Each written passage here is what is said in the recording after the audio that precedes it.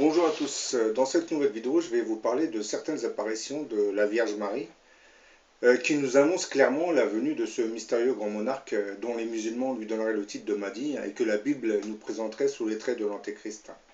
Antéchrist voulant dire antérieur au Christ, celui qui précédera et qui devrait se manifester avant le retour du Christ sur terre.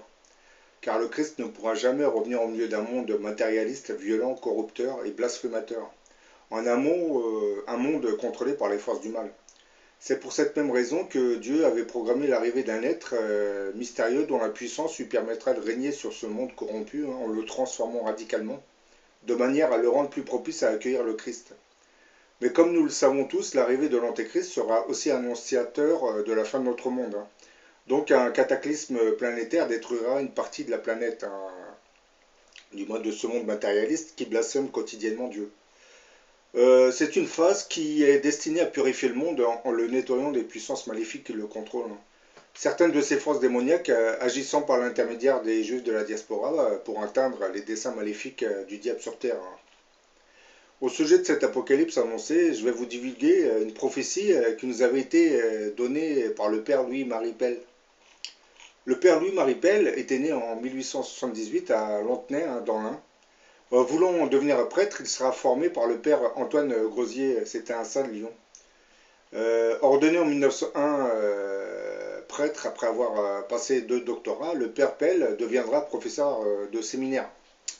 Il sera entre autres l'ami personnel du père Padre Pio et de Charles de Foucault, et directeur spirituel quelque temps de Marthe Robin. Voilà ce qu'il disait dans l'une de ses prophéties. Les péchés du monde allant crescendo, de très grands châtiments divins vont fondre sur le monde, et aucun continent ne sera épargné par la colère de Dieu. La France, coupable d'apostasie et reniant sa vocation, sera durement châtiée. D'énormes météorites enflammées tomberont en pluie de feu sur la terre entière, et sur une partie de la France, bien entendu.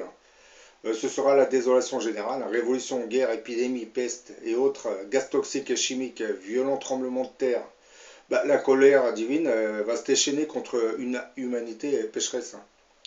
D'épaisses ténèbres provoquées par la guerre, les incendies gigantesques et la chute des morceaux d'étoiles enflammés qui tomberont pendant 3 jours et 3 nuits feront disparaître le soleil, et seuls les cierges de la chandeleur, bénis à cette occasion, pourront donner de la lumière dans les mains des croyants. Mais bon, les incroyants ne verront pas cette lumière miraculeuse, car ils ont leur âme dans les ténèbres. Et ainsi, les 3 quarts de l'humanité sera détruite, et par endroits en France, il faudra faire 100 km pour trouver son semblable. On en viendra à manger presque de la chair humaine pour survivre. C'est une prophétie qui est assez inquiétante. Quant au pluie de météorites, ça ressemble étrangement à l'épisode de la destruction de Sodome et Gomorre. Mais là, ça se déroulera sur une échelle planétaire. On assistera alors à des scènes dites apocalyptiques. Certains films catastrophes américains nous avaient déjà familiarisés avec ce genre de spectacle apocalyptique. Les films Deep Impact et Armageddon ne sont que 2 exemples parmi tant d'autres. Là, vous venez de voir un petit extrait du film Armageddon. Mais revenons à Garabandal. L'histoire avait commencé le 18 juin 1961. 4 petites filles, Conchita González, Jacinta González, Marie-Loli Mazon, 13 ans, toutes les 3, et Marie-Cruz González, 11 ans, jouaient aux alentours du village quand elles entendirent comme un coup de tonnerre. Effrayées, elles levèrent la tête pour voir d'où venait le bruit. Soudain, elles virent devant elles un ange lumineux. Après quelques courts instants et sans avoir prononcé un mot, cet ange disparaîtra. Mais les jours suivants, cet ange réapparaîtra aux jeunes enfants. Ils les regardaient en silence et souriaient. Les enfants commençaient à en parler à leurs parents, et progressivement les habitants du village de Garabandal commenceront à se joindre aux fillettes à la tombée de la nuit pour prier le rosaire dans l'attente d'une nouvelle apparition. Finalement, le 1er juillet 1961, l'ange parla aux petites et leur dit savez-vous pourquoi je suis venu? Je dois vous annoncer que la Sainte Vierge vous apparaîtra demain en tant que dame du Mont Carmel. Pleines de joie, les 4 fillettes diront toutes à la fois qu'elles viennent, vite.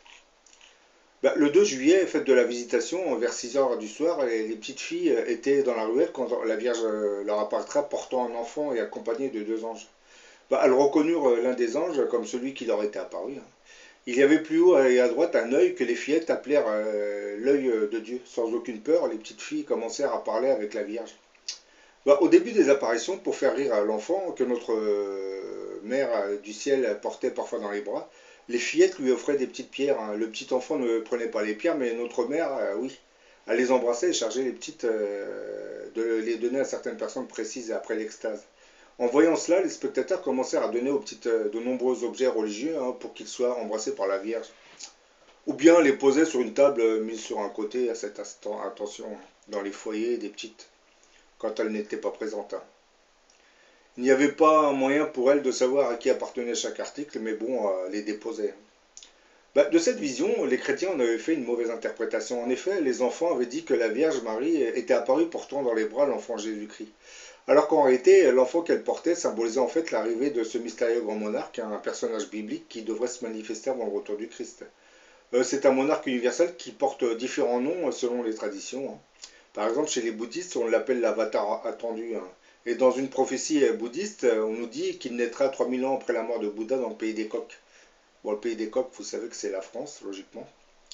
Dans notre calendrier chrétien, 3000 ans après la mort de Bouddha nous ramènerait vers une datation qui se rapprocherait des années 70, hein. Et étrangement, à Garabandal, hein, les apparitions de la Vierge Marie s'étaient étalées sur 5 ans, de l'année 1961 jusqu'à l'année 1966. Bon, là, je vous fais montrer une carte, hein, pour ceux qui ne savent pas où se trouve San Sébastien de Garabandal, hein. C'est en Espagne et c'est ici, vous voyez. Vous avez Madrid, c'est là, et là vous avez la ville de Bilbao, hein, mais c'est là, Garabandal. Donc maintenant vous savez que Garabandal c'est bien un petit village en Espagne, hein. Oui, le fait que ça soit, elle soit apparue, les apparitions aient eu lieu entre les années 61 et 66, c'est pas par hasard. Parce que ces apparitions de la Vierge Marie, s'étaient bien étalées sur 5 ans, de l'année 61 jusqu'à l'année 1966, hein. À Garabandal, les apparitions mariales ne faisaient que nous annoncer l'imminence de la naissance de l'Antéchrist, hein. Et comme ce grand monarque devrait naître en France, les apparitions de la Vierge Marie à Lourdes en France nous en auraient indiqué probablement l'année de naissance, hein. Puisque, comme vous le savez, Lourdes se trouve dans le département des Hautes-Pyrénées, hein, dont le code postal est 65 100. Ce qui logiquement nous orienterait vers la date de naissance de 1965. Et dans une précédente vidéo, je vous avais parlé de certaines dates, hein, et je vous avais entre autres précisé que le 9 novembre 1965, une énorme panne de courant paralysa plusieurs États de l'Est américain. C'était probablement un signe annonciateur, hein, envoyé par Dieu pour faire comprendre à l'humanité que le mystérieux grand monarque va probablement naître à cette période.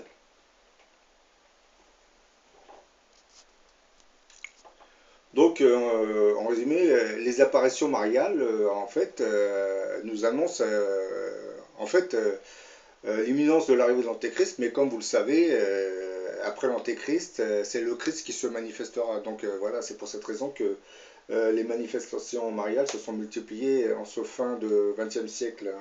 Nous entrons dans le XXIe siècle, hein. Garabandal, c'était une phase de préparation, puisque la Vierge Marie était apparue portant un enfant, hein. Bon, pour beaucoup de chrétiens, c'était l'enfant Jésus, mais bon, personnellement, je pense que c'est l'antéchrist qu'elle portait dans la main. Mais quand on dit antéchrist, vous voyez un être maléfique, non? C'est un être qui sera envoyé par Dieu pour nous préparer au retour du Christ, hein. Lui, l'antéchrist, viendra comme une sorte d'introduction à l'arrivée du Christ, hein. Donc c'est pour cette raison, c'est une mauvaise interprétation qu'on en fait lorsqu'on dit qu'il combattra le Christ, parce que je pense qu'ils ne vont pas se croiser les deux. L'Antéchrist arrivera bien avant l'arrivée du Christ, hein, puisque lorsqu'il va arriver, c'est un signe annonciateur de la fin de notre monde. Donc il va y avoir une apocalypse, hein. Bah, c'est par ce moyen que la Terre sera purifiée, hein. On n'a pas le choix, hein, puisque le mal s'est répandu à une vitesse incroyable sur cette Terre. Et après le cataclysme, bah, le Christ apparaîtra et redescendra sur Terre, hein, comme c'est écrit dans les écrits, hein, saints.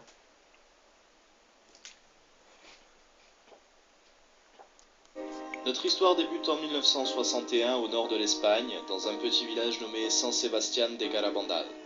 Peuplé de 300 habitants, ce village au pied des collines, complètement isolé du monde, vit encore comme au début du siècle. Les habitants de ce village ne possédaient aucun moyen de transport. Il n'y avait ni eau courante, ni chauffage. Pour ce qui est de l'électricité, elle n'est fournie que le soir et ce de temps à autre. Inutile donc de vous préciser que la population ne possédait aucune technologie moderne. De la machine à laver en passant par la télévision, ces villageois devaient affronter les durs labeurs de la vie, comme au temps passé. Les habitants vivent, ou plutôt survivent, en élevant du bétail. Toute personne de la famille pouvant tenir un outil était donc mise à la tâche. Garabandal est le village le plus pauvre d'Espagne, mais il est aussi le plus religieux.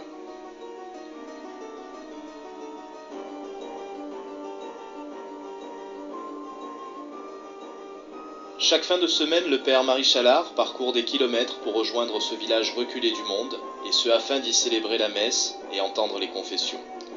Tel était Garabandal en 1961. Les enfants du village jouissaient d'une totale liberté, vivaient en communion avec leur monde. Parmi eux, 4 fillettes, normales et semblables à toutes les autres, mais qui allaient vivre une histoire hors du commun. Conchita González, 12 ans. Marie-Cruz González, 11 ans. Jacinta González, 12 ans. Et Marie-Loli Masson, 12 ans. Le dimanche 18 juin 1961, jouant et riant au pied d'un sentier escarpé, les fillettes rapporteront un bruit, un coup de tonnerre. Soudain, Conchita renverse sa tête en arrière, les yeux fixés au ciel. Quelques secondes plus tard, ce phénomène vient à frapper ses camarades. Un ange entouré d'une lumière vive se tient devant elle. On dirait un enfant, et en un clin d'œil, il disparaît. Les fillettes redevinrent normales. Partagées entre peur et excitation, elles coururent jusqu'à l'église raconter cela au père Marie Chalard. En quelques minutes, la nouvelle fit le tour du village, mais tout le monde pensa à une farce. Bien des jours se passent, l'histoire commence à être oubliée, mais le 1er juillet, les jeunes filles eurent une nouvelle apparition. À cet instant, l'ange leur adressa ce message. « Si je suis ici, c'est pour vous annoncer une grande nouvelle. Demain, la Vierge Marie vous apparaîtra. » Le 2 juillet, une foule nombreuse attendait l'apparition de la Vierge. Même les plus sceptiques du village étaient là. Vers 6 heures du soir, les fillettes accompagnées de leur cortège se rendaient au pied du chemin de pierre. Quelques minutes plus tard, dans une synchronisation parfaite, elles tombent à genoux. Dans une lumière forte, elles voient une dame, debout, accompagnée de 2 anges. À ce moment-là de l'histoire, personne ne voit la dame. Beaucoup leur posaient la question plus tard, mais à quoi ressemblait-elle ? Dans son journal intime, Conchita l'a décrite ainsi. La Vierge Marie apparaît en robe blanche et manteau bleu, couronnée de petites étoiles. Ses pieds sont cachés, ses mains sont ouvertes. Elle porte un scapulaire sur l'avant-bras droit de couleur marron. Sa longue chevelure ondulée brun foncé est partagée au milieu. Elle a un visage ovale et un nez long et délicat. Sa bouche est très jolie, avec des lèvres plutôt charnues.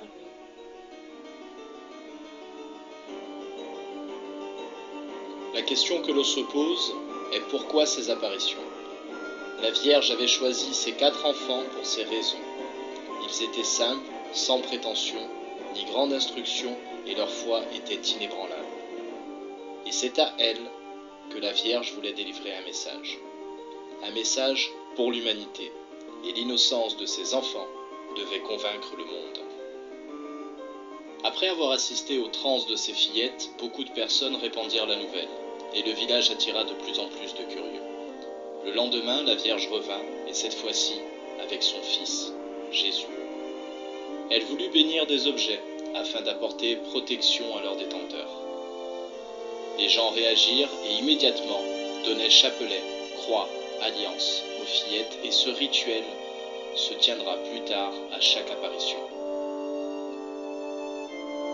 Si bien que le miracle grandit, les fillettes recevaient des centaines d'objets regroupés dans un panier, et lorsqu'ils étaient bénis, une des fillettes allait dans le public, et même ne sachant pas à qui ils appartenaient, elle remettait toujours à la bonne personne.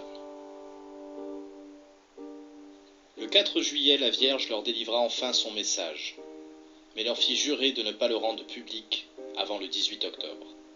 Elle devait d'abord convaincre de son existence avant que le message soit donné.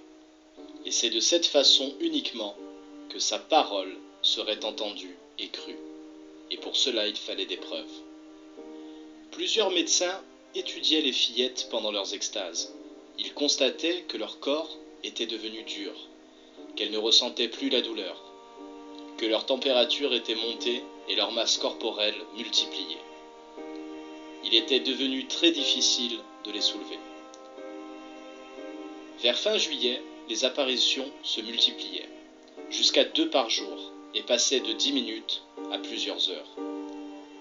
Il arrivait parfois qu'elles tombent à la renverse, elles se cognaient la tête sur le sol, et ce sans jamais se faire mal.